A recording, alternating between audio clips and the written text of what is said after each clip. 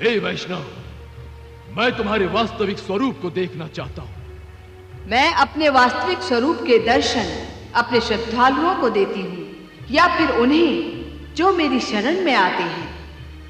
हे वैष्णवी, तुम अदृश्य होकर मुझसे दूर नहीं भाग सकती। मैं तुम्हें ढूंढ निकालूंगा, अवश्य ढूंढ निकालूंगा। मैं भी तुम्हारे सौंदर्य का रस चूस लेना चाहता हूं। छुपे छुपे तुम तो वासना के पुजारी दिखाई देते हो। हाँ हूं। मुझे फूलों को अपने हाथों से मसल डालने में बड़ा ही आनंद प्राप्त होता है। परंतु सुंदरता हाथों से मसलने के लिए नहीं, आंखों से निहारने के लिए होती है।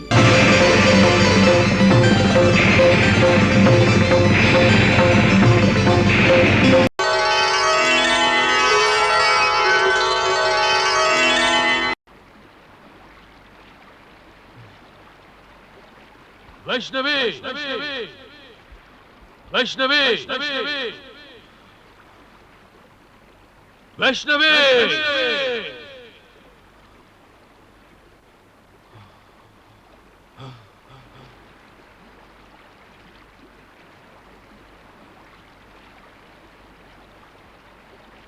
वैष्णव,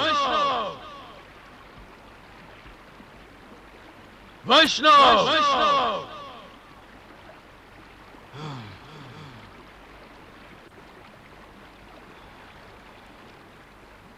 वैष्णव, वैष्णव, भैरव के भय से भयभीत हो, परंतु मैं तुम्हें अपनी माया और शक्ति से भयभीत करने नहीं आया हूं।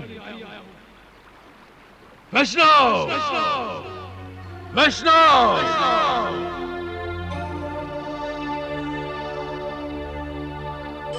हे वैष्णव, मैं तुम्हारी शक्ति और माया तथा मेरी शक्ति और माया का संगम बनाना चाहता हूं। मैं तुम्हें विवाह बंधन में बांधने आया हूं। इसलिए तुम आंख मिचौली का खेल समाप्त करके मेरे सामने आओ।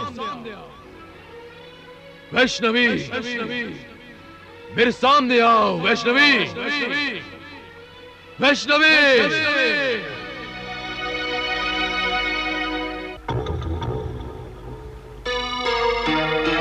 वैष्णव, वैष्णव, कहां छुपी हो तुम? मेरे सामने क्यों नहीं आती? वैष्णव, कहां हो?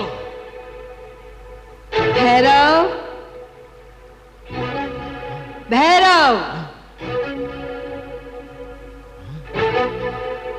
भैरव, भैरव, भैरव, भैरव। भी नहीं, उधर भी नहीं, उत्तर में भी नहीं, दक्षिण में भी नहीं। कहां हो तुम वैष्णव? भैरव,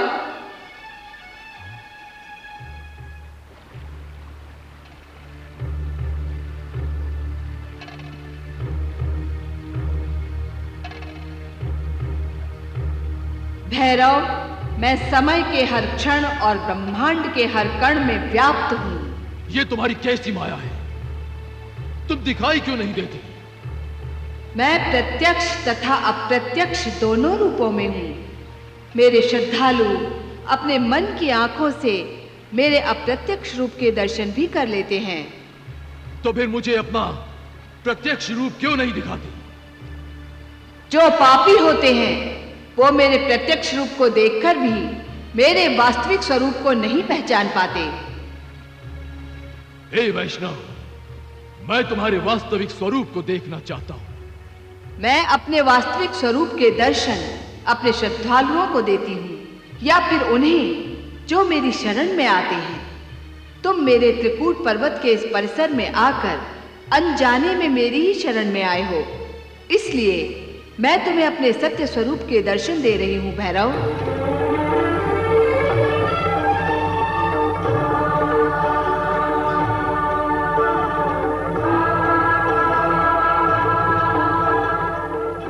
तो ये है तुम्हारा सत्य स्वरूप? नहीं भैरव, मेरा सत्य स्वरूप इससे भी कहीं अधिक विशाल और विराट है। जिसे ज्ञानी ही देख सकते हैं। मेरा सत्य स्वरूप ब्रह्मांड में हर ओर फैला हुआ है। मैं ब्रह्म स्वरूपिणी हूँ।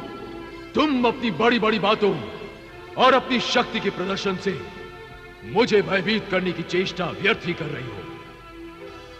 मैं तुम्हें अपनाए बिना यहां से जाने वाला नहीं हूं।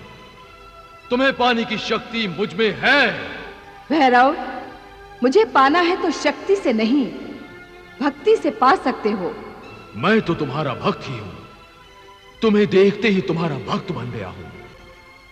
वो भक्ति नहीं, तुम्हारे मन का पाप है भैरव। इसी पाप को नष्ट करने के उद्देश्य से ही मैंने तुम्हें अपना स्वरूप दिखाया है, जो कृपामय है।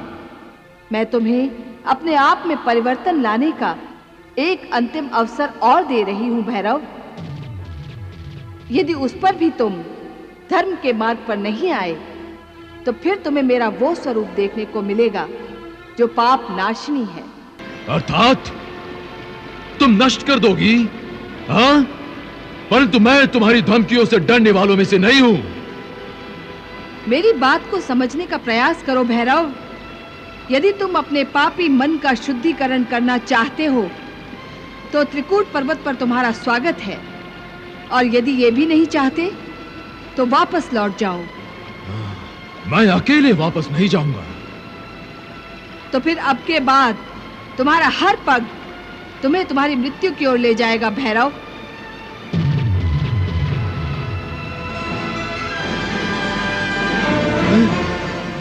वैष्णवी!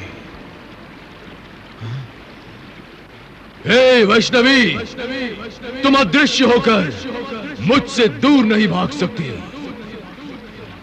मैं तुम्हें ढूंढ निकालूंगा, अवश्य ढूंढ निकालूंगा। हे पितामह, कृपया मुझे दर्शन देकर अनुग्रहित कीजिए। मुझे अनुग्रहित कीजिए पितामह, मुझे अनुग्रहित कीजिए। आंखें खोलो देवी।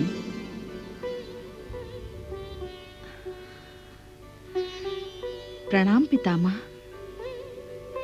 कल्याणमस्तु। कहिए देवी, किस कारण से आपने मेरा स्मरण किया? हे पितामह, मैं प्रभु श्री राम की आज्ञा से यहाँ आई हूँ, परंतु मेरे मन में एक भ्रम है। भ्रम? किस बात के लिए देवी? हे पितामह, जब से मैं त्रिकूट पर्वत पर आई हूँ, राक्षसों ने बार बार मेरी तपस्या भंग करने का प्रयास किया है। मैंने राक्षसों का तो विनाश कर दिया है, परंतु अब त्रिकूट पर्वत पर स्वयं राक्षस राज भैरव आ गया है। वो मुझे एकाग्र चित्त होकर तपस्या नहीं करने देगा। हे प्रभु, आप तो अंतर्यामी हैं। आप कृपया मुझे बताएं कि मैं कहाँ बैठकर अपना तप आरंभ करूं। देवी, आप यदि अपने पूर्व रूप का ध्यान करती तो आपको इस स्थान का पूर्ण स्मरण हो जाता।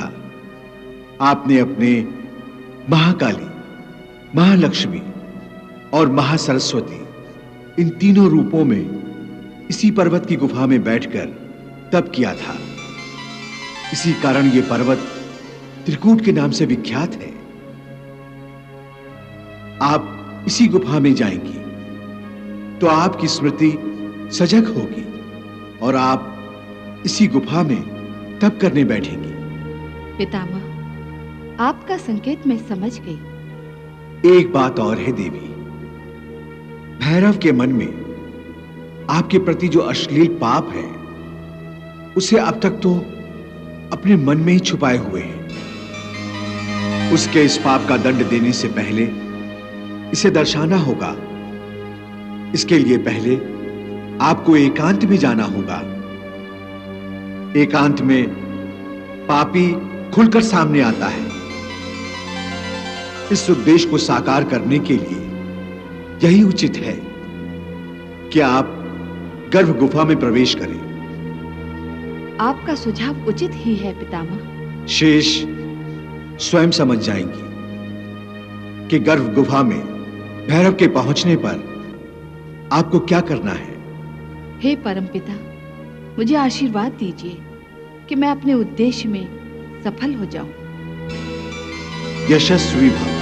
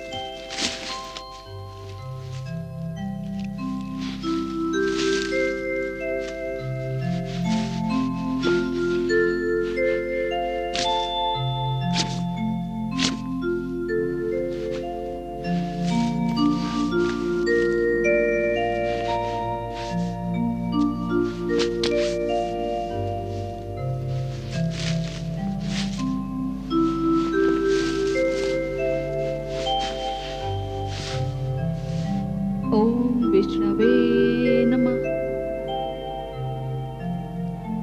ओम विष्णवे नमः।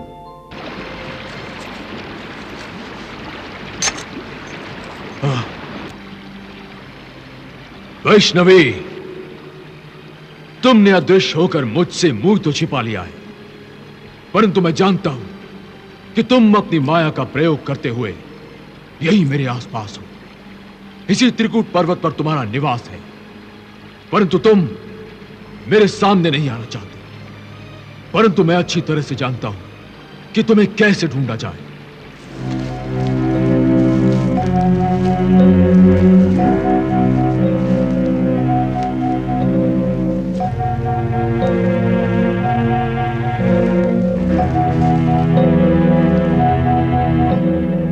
अरे कौन हो तुम?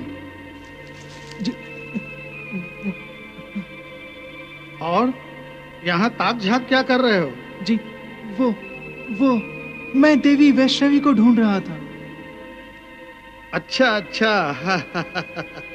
तो तुम देवी वैष्णवी के दर्शन करने आए हो? जी जी। ठीक जगह पहुंचे हो। वो देखो,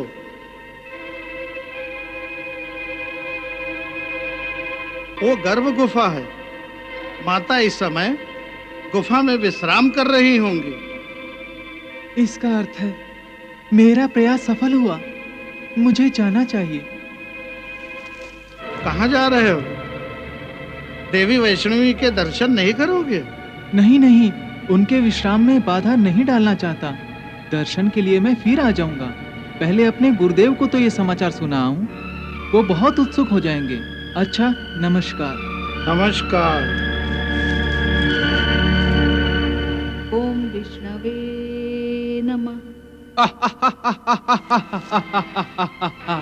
अब मुझे तुरंत असुरराज भैरव के पास जाकर समाचार सुना देना चाहिए।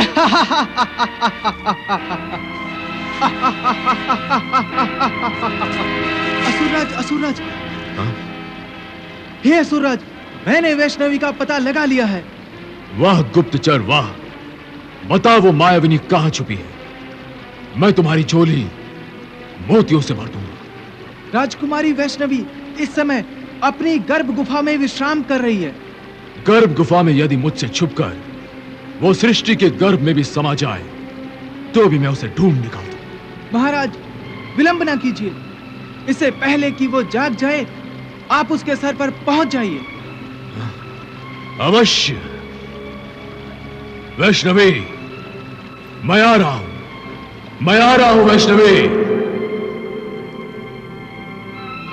मैं आ रहा हूं।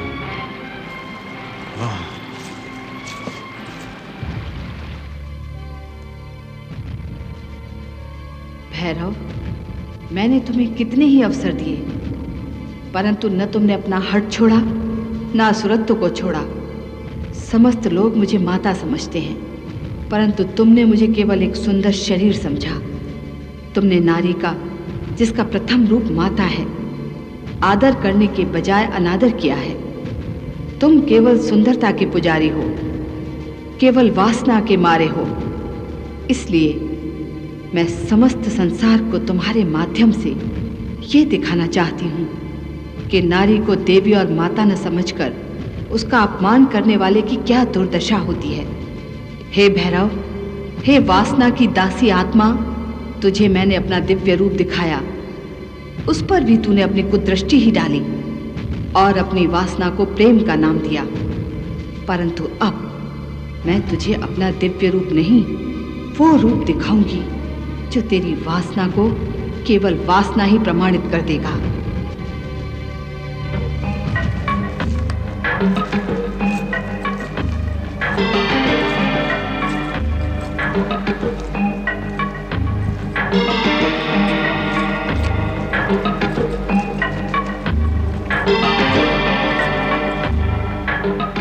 वैष्णवी, मैं जानता हूं तुम यहीं हो। मुझे देखकर छुप गए हो, परंतु अब मुझसे छुपने का प्रयास व्यर्थ है। सामने आओ वैष्णवी, सामने आओ।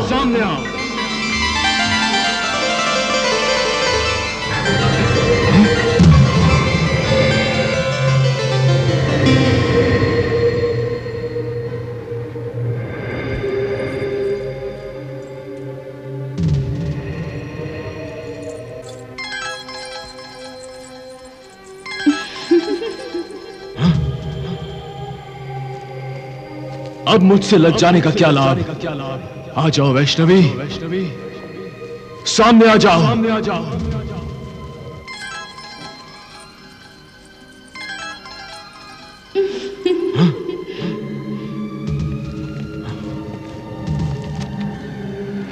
यूं मुझे क्यों सता रहे हो? ये कैसा खेल खेल रही हो मेरे साथ? कहां हो तुम? कहां हो वैष्णवी? कहां हो तुम?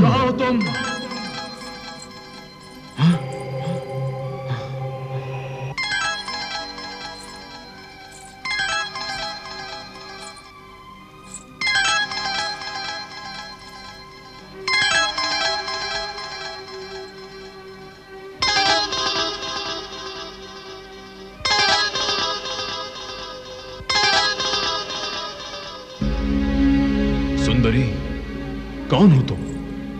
तुम वैष्णवी तो नहीं लगती, परंतु इन सुंदर आभूषणों और वस्त्रों में तुम वैष्णवी से भी अधिक सुंदर दिखाई देती हो। हे परपुरुष, तुम तो अत्यंत निर्लज्ज हो। किसी पराई स्त्री को ऐसी बुरी दृष्टि से नहीं देखा करते। तुम ठीक कहती हो। सुंदरता केवल देखने की नहीं, बरतने के लिए होती है। बरतने के लिए जैसे भंवरा कली का रस चूस लेता है, ऐसे ही मैं भी तुम्हारे सौंदर्य का रस चूस लेना चाहता हूं। छुपे छुपे तुम तो वासना के पुजारी दिखाई देते हो। हाँ हूं। मुझे फूलों को अपने हाथों से मसल डालने में बड़ा ही आनंद प्राप्त होता है। परंतु सुंदरता हाथों से मसलने के लिए नहीं, आंखों से निहारने के लिए होती है। मैं नहीं मानता, यह धारणा झूठी है। यदि यह असत्य होता कि सुंदरता आंखों से निहारने के लिए नहीं होती, तो मनुष्य को सुंदर रंग हाथों के स्पर्श से ही दिखाई देते। ईश्वर मनुष्य को आंखें ही न देता। तुम्हारा तर्क मैं मानने वाला नहीं, मैं केवल अपने मन की ही मानता हूं। अर्थात केवल मनमानी करते हो। अपने मस्तिष्क से काम नहीं लेते? मस्तिष्क से वो लोग काम लेते हैं जो ऊंच नीच देखते हैं, चौंक चौंक कर पग धरते हैं। मैं असुरराज हूं, मुझे ऊंच नीच की कभी न चिंता रही है न रहेगी। परंतु तुमने तो मुझे चिंता में डाल दिया है। तुम बेधड़क मेरी गुफा में क्यों घुस गए हो? प्रेम के धागे में बंधा चला आया। अच्छा, किसके प्रेम में? पहले वैष्णव के प्रेम में खींचा आया था, अब तुम्हारे प्रेम में फंस गया हूं। झूठ। यदि तुम्हारा पहला प्रेम सच्चा होता तो तुम मेरे रूप रंग से कभी मोहित नहीं होते। तुम उससे अधिक सुंदर हो। कल कोई मुझसे भी अधिक सुंदर नारी तुम्हें दिखाई दी तो तुम तो उसके प्रति भी आकर्षित हो जाओगे। अवश्य। अर्थात इस धरती पर जहां तक तुम्हारी पहुंच है, किसी भी सुंदर स्त्री का मान सम्मान सुरक्षित नहीं। दूसरों की बात छोड़ो, अपनी बात करो। मुझे अपनी चिंता नहीं है, समस्त नारी जाति की चिंता है। स्त्री के सम्मान को ठेस पहुंचाने वाले राक्षस राज रावण का वध प्रभु श्री राम ने किया है, और स्त्री के सम्मान को ठेस पहुंचाने वाले एक और राक्षस का वध मुझे करना है। अर्थात तुम मेरा वध करोगी? इससे पहले मैं तुम्हारा सम्मान भंग कर दूंगा।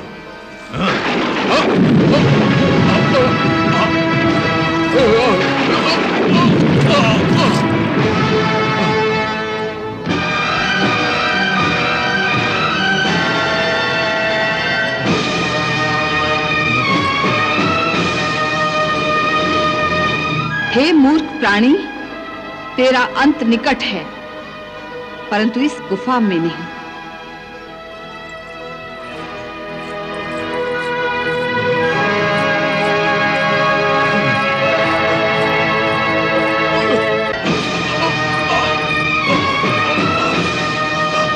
भैरव के हाथ से तुम यूं बचकर नहीं जा सकती।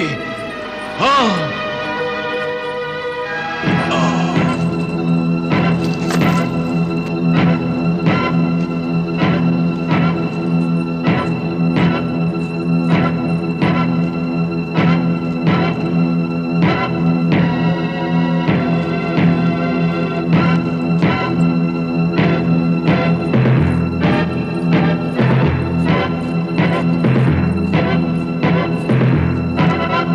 रुक जाओ सुंदरी, रुक जाओ।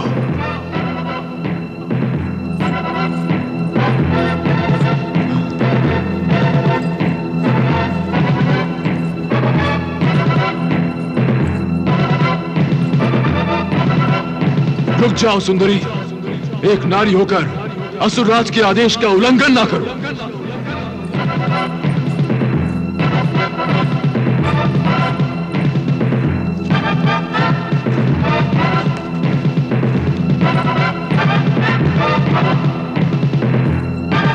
रुक जाओ सुंदरी, रुक जाओ।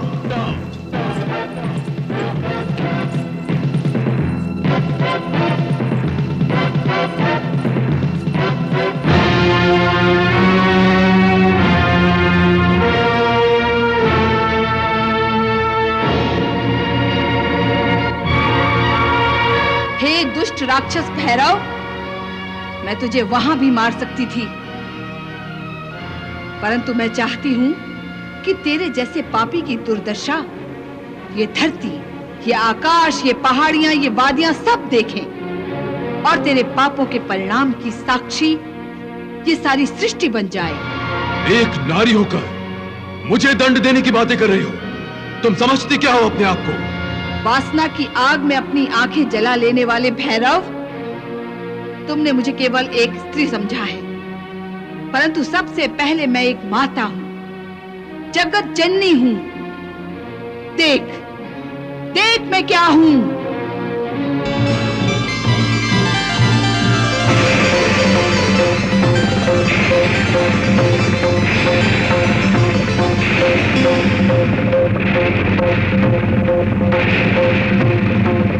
तेरा अंत समय आ गया है भैरव।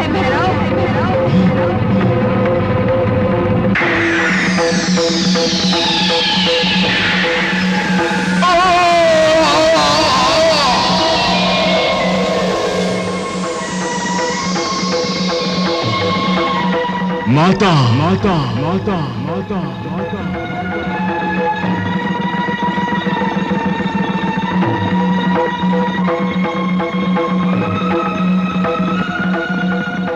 जय माता दी भक्तों, अभी जो हमने यह प्रसंग देखा वह माता वैष्णो देवी की शक्ति, धैर्य और धर्म की विजय का प्रतीक है। भैरव वैष्णवी को अपने वश में करने के उद्देश्य से उनका लगातार पीछा करता रहा, किंतु माता वैष्णो ने उसे बार बार सतमार्ग अपनाने की चेतावनी दी। जब भैरव अपनी दुष्ट प्रवृत्तियों से बाज नहीं आया, तब माता वैष्णवी त्रिकुट पर्वत की पवित्र गुफाओं में तपस्या करने लगी। अंततः भैरव उनके पीछे वहां भी पहुंच गया। धर्म और मर्यादा की रक्षा हेतु माता ने अपने दिव्य स्वरूप में प्रकट होकर भैरव का वध कर दिया। मृत्यु के पश्चात भैरव को अपनी भूल का बोध हुआ और उसने माता से क्षमा मांगी। माता ने अपनी करुणा दिखाते हुए उसे क्षमा कर दिया तथा यह वरदान भी दिया कि भक्तों के दर्शन तभी पूर्ण माने जाएंगे जब वे भैरव के भी दर्शन करेंगे। यह कथा सिखाती है कि अहंकार और अधर्म का अंत निश्चित है, जबकि सच्ची भक्ति, क्षमा और धर्म की सदैव विजय होती है। जय माता दी।